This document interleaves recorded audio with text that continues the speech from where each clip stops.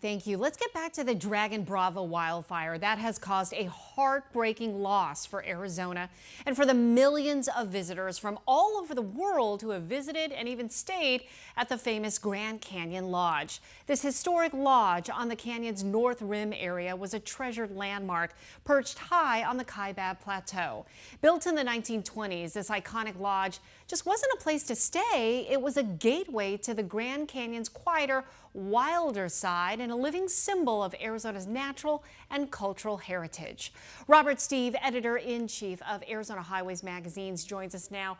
Robert, you've been there many times. You've even stayed at the lodge. Yes. For many of us who are not familiar with it and who have never been, tell us more about it. You know, you alluded to a little bit, it's quieter up there. You know, for me personally, it was a chance to really check out. You know, I think 80% of the visitors to the Grand Canyon go to the South Rim, so you've got fewer people up there. Right. The cell service is lousy, which was a great thing. Yeah, disconnect. You could get off the grid, as they say. Fewer people. People tend to be nicer up there, frankly, you know, because people are jockeying for position on the South Rim, trying to get their selfies, and everybody's kind of chilled out up there. The elevation's about 1,000 feet higher, so it's cooler, different wildlife, different trees up there. And the lodge itself was just a spectacularly beautiful, you know, piece of construction. Yeah, we're looking at some of the pictures right now, and what a lot of people didn't know is that this is actually the second fire to destroy it. It burned back in what, 1932? Yeah, so the first one, and we just saw a picture scroll through of that was built in 1928. In 1932, it burned down because of a kitchen fire, actually. It wasn't a wildfire that time. They rebuilt the lodge, the one you're seeing there, which opened in the mid-1930s. So, you know, it's been there for almost 90 years. And holds so many memories, and, you know, it's just so beautiful to look at. And really, you think, you know, something that treasured to be lost once again. Yeah, it's gut-wrenching. And, you know, we talk about what's happening in Texas and putting things into perspective with the flooding. I mean, this is bricks and mortar and pine trees. Right. But the reality is so many lives were impacted. People lived up there, they've worked up there for decades.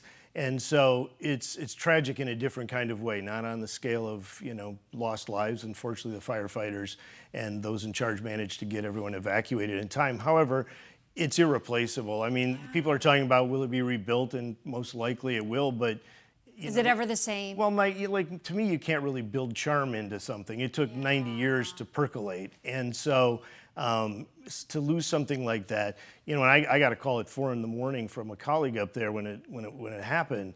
And, you know, you watch these fires start and you start to lament the loss of the landscape, right? You never think that we're going to lose structures. You know, that's in California, that happens more. Our wildfires rarely take out structures. And for a fire to take out a landmark like a lodge in a national park is almost unprecedented, and it's devastating no matter how you look at it. What will you miss the most? Well, you know, the charm. I always, when I went there, I felt like I was stepping back in time because, you know, it was unaffected by advances in technology and the polarization of society. I mean, it was just a place where it was just going back in time, a simpler time. And the beauty, I'm sure. Yeah, certainly. I mean, you're looking, well, you know, you talked about the South Rim. So the lodge on the South Rim is actually set back from the rim. It was done intentionally to get people to essentially get off their butts and walk out and look at the rim.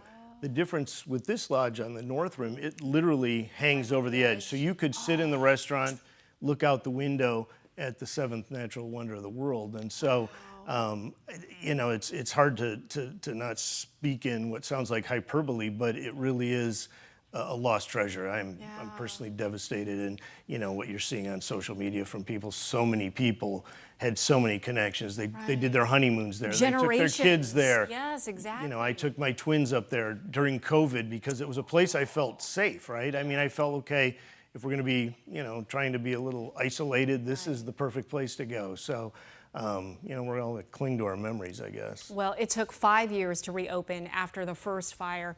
Let's hope that maybe, you know, at least it will be rebuilt. Maybe not the same, but still, you know, just to have that piece and that location there would be priceless. Yeah, they did it with Notre Dame, so let's hope we can do it with the Grand Canyon Lodge. We'll be positive. All right. Thank you so much for your insight. Thank you. We appreciate it.